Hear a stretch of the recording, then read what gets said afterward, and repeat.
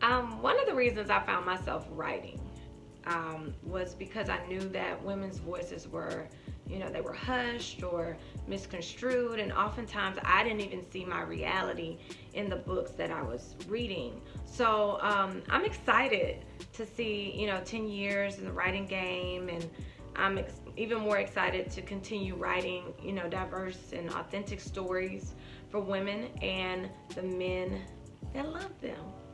Hi, I'm Nicole Williams, and I am the author of Tangled Web of True Love Tales. To celebrate the 10-year anniversary edition, I will be talking to some amazing professionals in their respective fields with the goal to get untangled.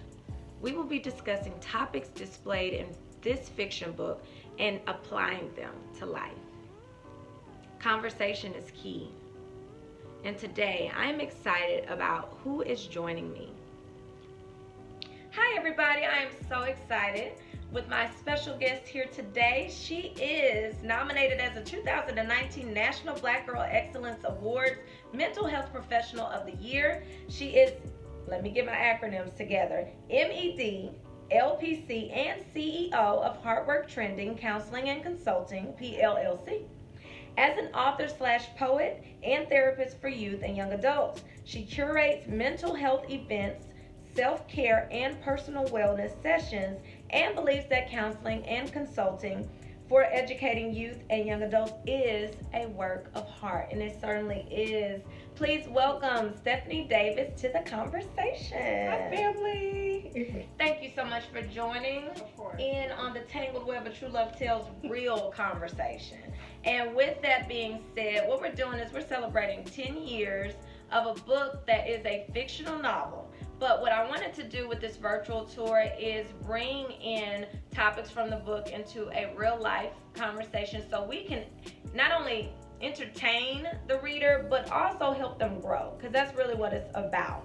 And with that being said, we're going to focus on today's youth, okay? So first things first, what are you noticing? Because I know she has experience in the classroom. What could you say could be the first thing that comes to mind as far as one thing that's your go-to for helping young people cope?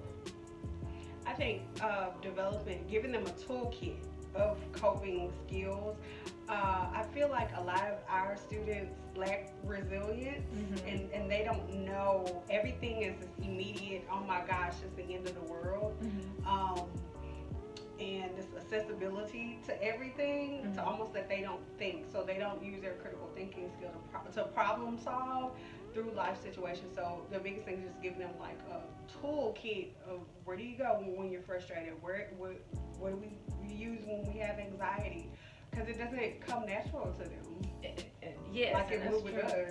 And even with some adults, I know we're focusing on the kids, but it really is important to start as early as possible with getting those things in place. So I'm glad, I like that idea of toolkit.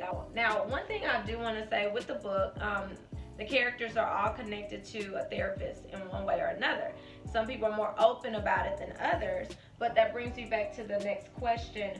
Now, I know that you had a background in school, in education, working with students, and then all of a sudden you are transitioned. So tell us what prompted that transition to going and banking on yourself and starting your own practice.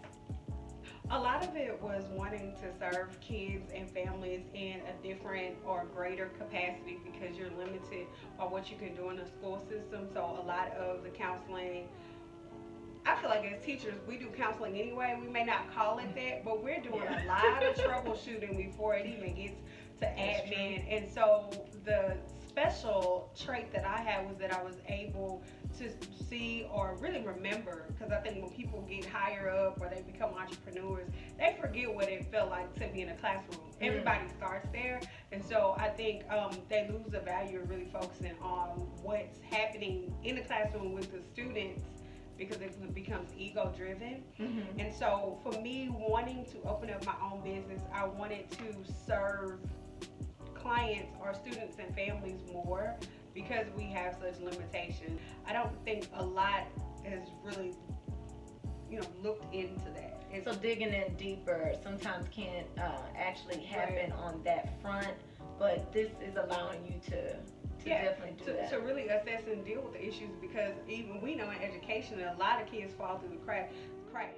Or if you have a kid who has behavior problems, sometimes, and I'm a big proponent of not labeling people, not labeling kids, because you'll get that, well, this kid has bad behavior, or they just don't want to be here, they just don't want to learn. And it could be a lot of factors as to why, because sometimes we forget what it was like to be a teenager, or some people want to forget. Yeah. But then it's like, depending on what stage you were in. And you gotta come back and be like, okay, this kid is 15 or 16, let's see. Now let's take it back to the toolkit. Now I know we've worked together before on different writing projects, and it's been really fun, but we have this common goal of getting students, whether they're whatever age, to the right solution, and I mean like the writing solution. Now for us, writing does solve a lot of problems. How much of an advocate are you for creative projects? How is that really helping? Oh, I love it, because you can tie that into differentiated learners. And so we talk a lot about kinesthetic learners, those who are auditory learners, and so you can use like the Calm app. You can have them listen to serene or sometimes chaotic music, and have them write what feelings come to mind, what use of imagery. So there's so many different ways to tie education into the therapeutic side of it. We do mindfulness, and so the simplest, one of the simple things like the 5-finger breathing, which they get really excited about, but that reduces anxiety. Now, can you show them that tangibly, if possible, or no? Okay, because I thought that was interesting. Okay, so you just take one hand. Some people need 10, so you can do 10, whatever floats your boat. So this is a way for us to teach kids to calm down and focus. People use affirmations or words to say, I am calm, I'm relaxed. But pretty much the premises of it is that you'll hold up one hand, and you can close your eyes. I'm doing this too. Okay.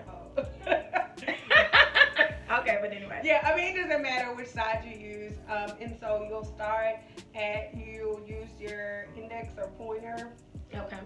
And then you're going to kind of do a roller coaster. If you notice, the breaths as you go up are going to be more intense because your fingers are longer. So it also teaches you how to breathe properly, that you're not rushing, and it also calms your breathing down. Continuously breathing and not focusing on anything else. That's key, though. Just having that. Yeah. It's a basic foundation piece that really could be applied anywhere without it being a big deal, but it could also probably save not only your life, but maybe somebody else's if it is an anger thing. Make jokes about it, and a lot of people say, well, if you tell someone, well, just breathe. Yeah, we hear that all the time, right? That releases tension. That releases oxygen. You're clearing your head. You're also reducing stress. And you have to breathe properly. And it's a thing to breathe. It's a thing to breathe, and it's a thing to breathe properly. Right. I didn't even know. Like, I'm serious. I didn't even know the whole idea of, and that's so much of why I had anxiety, because I just wasn't breathing properly. Because you have to slow your heart rate down. Even, aside from therapy, but even like when you're exercising, they tell you when your heart rate is up, they'll tell you, okay, let's be careful and kind of just slow breath.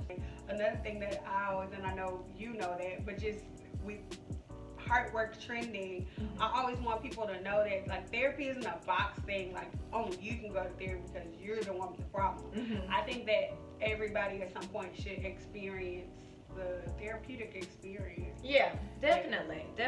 And I know it can be foreign sometimes, but that's exactly why we're having this conversation. You just may not even be aware of it or comfortable with it, but it is so important to at least, like you said, at least one time, because you'll find out that really this is where you should have been all your life.